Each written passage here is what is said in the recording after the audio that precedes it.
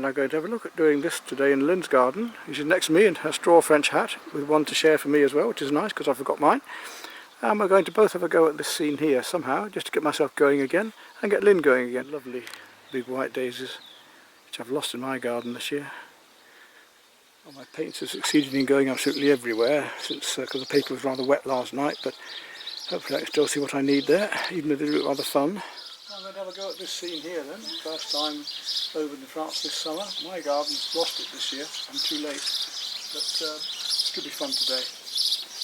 When you paint very loose, very quick, work my medium tones up, then through to the darks, and then up finally to the highlights. And then draw things out first, and I'm not going to put things exactly as they are here. I need to move them around to get the composition right a bit.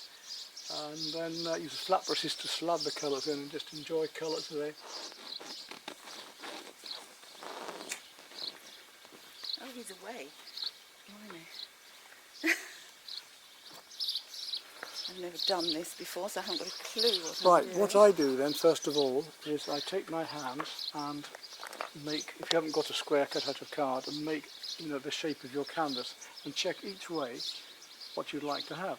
So the closer you bring it, the more you see, the further away, the less you see through it. Yeah. You decide what you want here, and then have imaginary halfways. I mean, it's better for you really to have a piece of card cut with marks on, but I've got them at home if you haven't got any.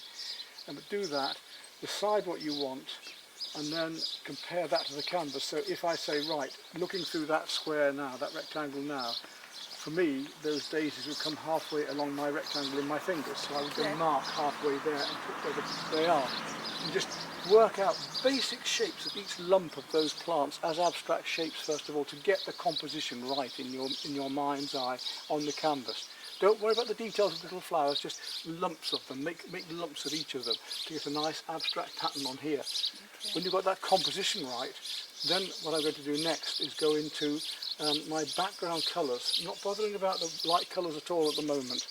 The only time I'd have to do that is if, with acrylics, if the colour needed to be so thick and bright that I might need to sometimes put a bit of light colour on the white canvas before I make it darker. Otherwise, if I put a light paint over a dark paint, it might not show as well. So for instance, if I wanted those roses really glowing, I might have to put a bit of that red in now before the green goes. But I think I can get away with it with these paints today. I'm hoping I can. So I'm going to then put in all of these various greens and blues. Work from the sky downwards. And I work from the sky downwards from the very distance, so it'll be very hazy and blue in the distance with the atmosphere. And then I'll go warmer, warmer, warmer, warmer with my colours as I come forward, getting all of these lovely purple, blue shadows in the heat of the day, and all the greens coming forward in the different hues of greens. When I've done that, then I'm going to come back onto the flowers, and I'll start putting the flowers in all over and enjoying that. So I work from my medium tones through to my dark. Then I come back again and work up the medium tones back to my highlights of the flowers. Okay. Just basic shapes first of all then. Right. Yeah. Away I go then. And so I'm going to be using a fairly large brush to start with. I'm probably going to be using about a ½ inch. Starting from the sky, these are new brushes. Wow. You've got a pencil yet? Rubbles we don't need, do we, dear? You say so. Right. Doesn't matter because it's so loose. I just draw over things if it's not quite right. So I want to start off with a nice light turquoise just to see where I'm going. So it's a nice light blue turquoise there. Slight problem, I've got this block of shadow over it. That should start me off well. Yes, I'll start off with that and slab it on across here. Green, light yellow turquoise. Turquoise colour coming through there, all the way through there. It always looks too dark to start with because of the white canvas. White canvas is going to make things look dark against the white. But we need that white canvas to disappear as quickly as possible, so I want to paint as quickly as possible and cut all these shapes into basically the right tones, so we don't see the white canvas anymore. We just see colours one to another. We're just going to fill in shapes a bit like a jigsaw, putting the right colours in the right places, relevant one to another. I'm going to start off with a base coat of this very light blue at first. And I've got that on. I'm going to come back in and start to do some broken colour methods into this. Blues up here. Little strokes, just feathering them in. feather in these strokes so they blend in up here. See, I see that colour. Why don't I see that colour? Because you have to put one colour next to another to see them. It's not, you see, it's not just blue sky, green grass, whatever. No, It is one colour next to another. So I'm looking at the whole sky saying, right, that colour, by the time I put these warmer colours on, will look more like that. If I just put that colour on now, it doesn't look right because that isn't right. I need more mauve and pinks up into this sky here to make that look cooler, which is what I'm just about to do. So I'm going to take a little bit of very light mauve now and start to work in with that. And immediately now, you see then, the colour down here looks more yellowy compared to the purple up there. Yeah. So that makes that work. And you've got to think ahead. It's colour chemistry. And you know, you can. I'm going to talk my way all the way through this for the camera, but it's also for you. So as I'm doing it, if you can keep your ears partially open to what I'm saying and look across, and you can see. So now I'm adding this very, very light mauve in to make the opposite in the colour circle, the yellows, mauve and yellow are opposite, seem more yellow down lower, and it will be a deeper, richer, warmer sky up high.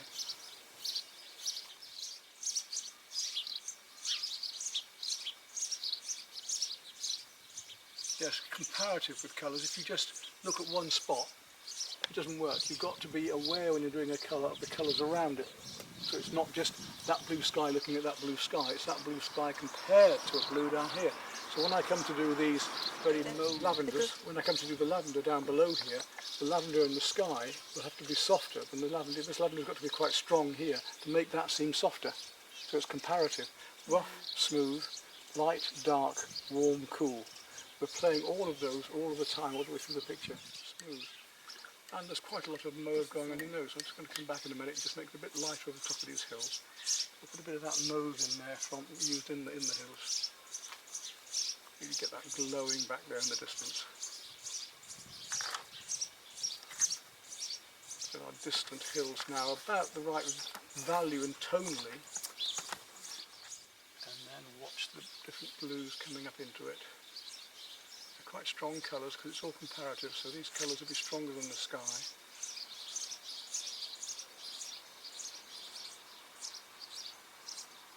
You see that greeny tint to the background.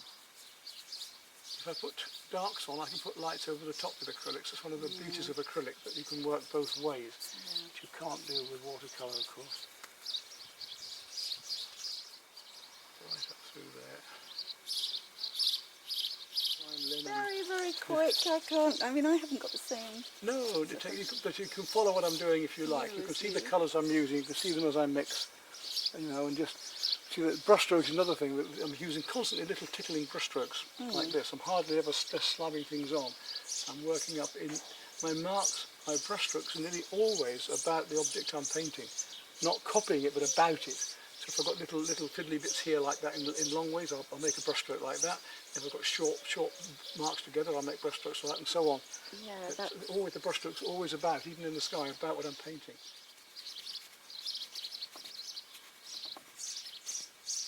If you use the paint over the white, then the paint is slightly lighter. If you use it over another colour, it goes a bit darker, and so on. Smells lovely and it's gorgeous. Lavender and rosemary are just beautiful smells.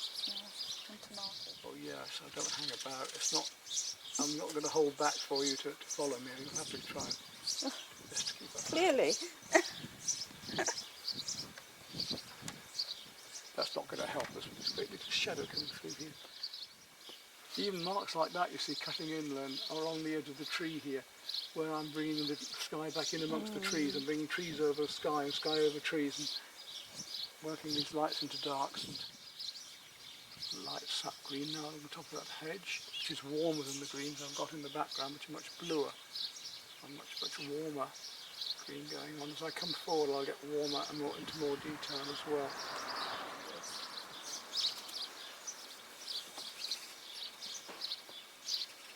So you've got to keep looking at the differences in tones. As I say, the white canvas will throw you out at first because it's so light compared to what the colours you're putting on, but once you get rid of that white canvas, you'll be able to go back and see more.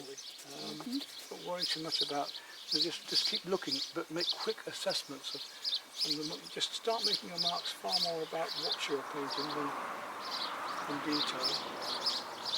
Very loosely at the moment. Oh, you're doing all right. Just to say, watch your marks. Don't go too strong yet with the colours here. It's bluer in the background, so work much lighter and not just, lines just aren't across. Even if you did them in a fan shape here, to lead your eye into that sky.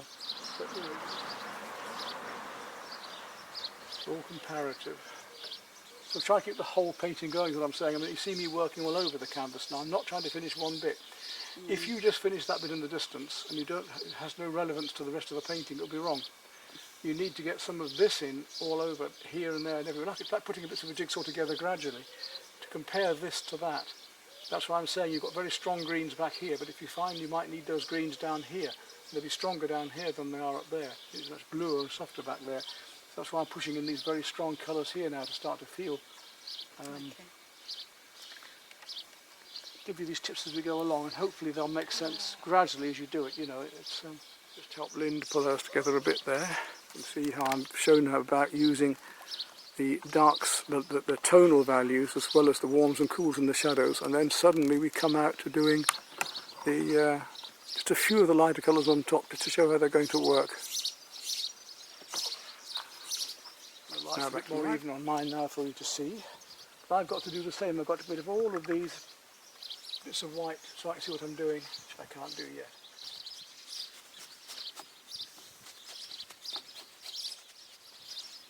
You know, even if you just stop a while and look and look and look and then make a mark, you know, I make very quick decisions, but you might need to look a bit longer and compare things. Good thing about it. Put it on and get it right and leave it alone.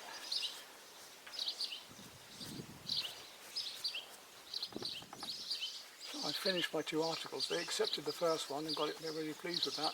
I haven't heard back on the second yet, but a bit less writing in the second, a few more pictures. And they only really want 7 to 8 photos. I put 11 or 12 in the last one. So what they will do, I'm not sure. But I thought the photos illustrated better what I was trying to say than trying to say it, actually. But we'll see. I finished my 2 articles. They accepted the first one and got it. They're really pleased with that.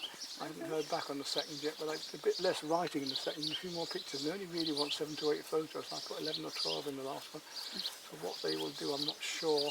But I thought the photos illustrated better what I was trying to say than trying to say it, actually. But we'll see.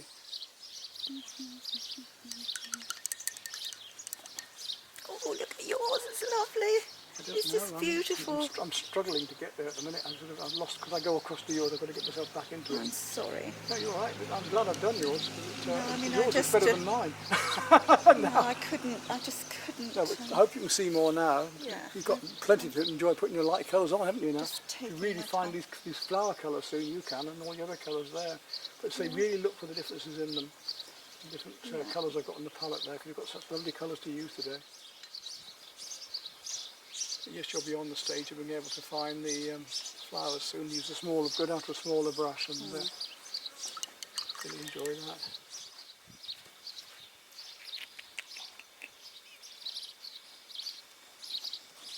Using the tip of my brush, all different directions for different leaves that I want to do. It's not just flat. Let me watch your beauty. Well, you see, at the moment I'm working on this here.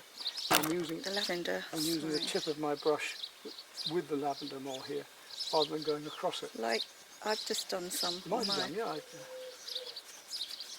And then I'm going to come into here, and because it's flatter here, I'm going to use the flat of the brush more to do the leaves in different shapes there. So I'm changing my brush mark completely, constantly. Look at them with that pure colour back here. I'm going to slab that in there.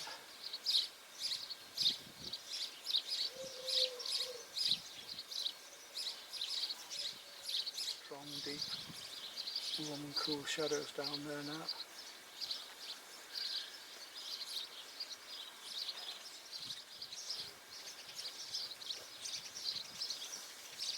I've almost got my underpainting done, and I'm about to start thinking about now the mid-tones, the lighter leaves.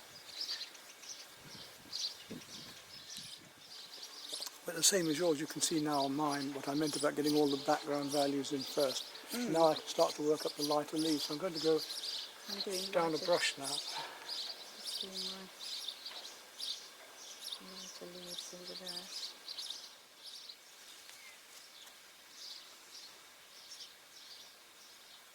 That's the beauty of these filberts. We can use the flats like it, but I you can don't see have you one can of use the those. tip. Well, you are with the No, flat, as long as you yeah. use the tip like this. You see, it's like Yeah. drawing these pointy leaves now. Use it sideways, and you can just swing these in. Make marks like that for the smaller leaves. A filbert.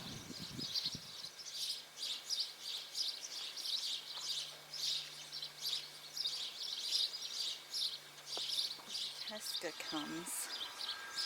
I would, I'd dearly love you to see if she'd like to, if you're willing, to paint along with her. Who's that? My daughter. Oh, right. She's a really good artist. Well, I think she is.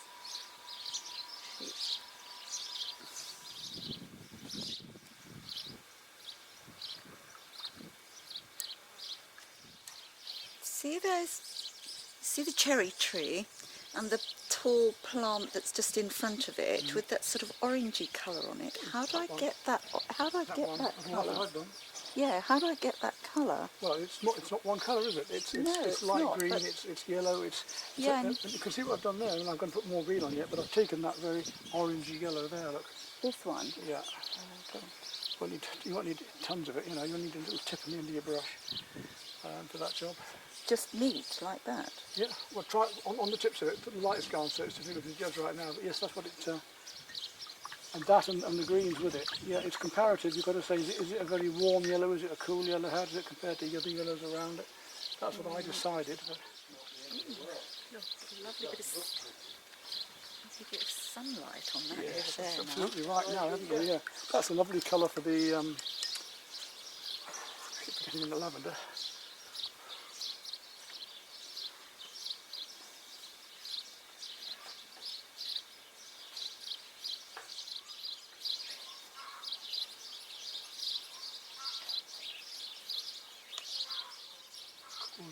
Have a look at my lavender, see if it's okay. See what I need to do to it. Well, you see, I've just put that cool purple in here, and now I'm putting the pink on top to catch the highlights on the purple.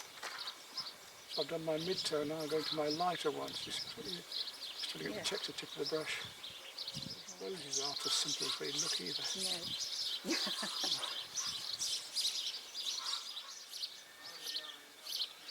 I know that the white's going to sink, so I know that when I put them on now, I'm going to have to go over many of them again already. It does sink, doesn't it, white into... All of the colours, all the light colours. Oils, that's why the oils are nice. That's why I was saying about being able to paint with acrylics first and then go back with the oils even. Yeah. Because you're able to Oh, I see. brighter So colours. just a little squiggles. Just put the right marks in the right places, approximately in the right shapes, yeah. Just feel those little bits of daisy, and I'll come back with bits of yellow into them afterwards. You're not going to paint all the little petals, and we can't be doing that. We'll just indicate them, some of them. Okay. Colour out now. That shocking pink. Yeah, oh, it's lovely, that one there, look. Yeah. Grab a bit of that one. Grab a bit when you've got a chance. It's called Opera Rose, and it disappears. You've got to lather it on because it'll just dry out and vanish. Lovely. It's a bugger. I put ½ inch on once on an abstract painting, and it just ended up like about 1/8 of an inch, you know. Really? Yeah, it's a bugger. Why did it disappear like So that? that's what they put in the colour. So, I mean, that one is very similar, but or that one, but we've got to put more white in it. It comes up that way, but then it's a more solid colour. So it's its choice.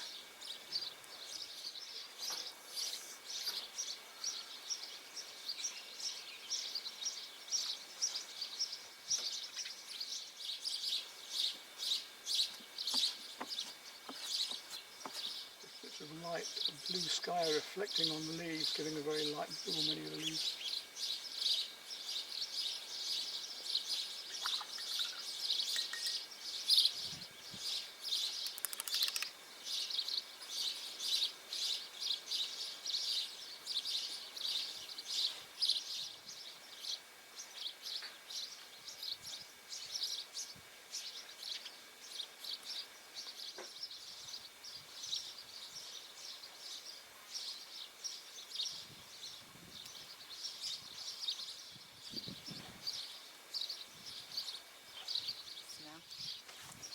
It's easy to start overworking. Since that tree has gone. Yes, you've gone mud. You've got to let that dry, And it's pure paint. You've started mixing it so much it's just turned muddy. You're not seeing the colour.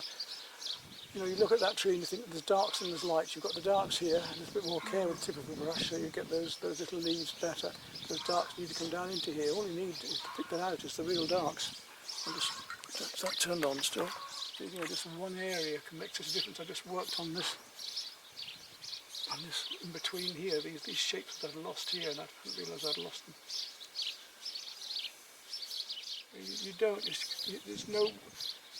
You know, there's experience to help, but there's no one. You've got to struggle with it all the time. It's not any different for a more experienced painter. If you're just doing a more advanced piece of work, it's still struggling just the same.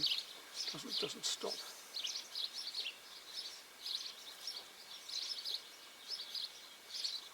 Where else are you putting the highlights? Well, I've got them Everywhere. right through. You see here on the edges of these trees here, coming down there, on the edge of the hedge. Yeah. There we go. Do you need any more? No. Doing more at the moment? I'm gonna stop You've now. got probably enough of your own paints to finish I've off. got a lot of paints now. That's right, yeah. So you've got enough to. Good. I'll put the lid. With your water.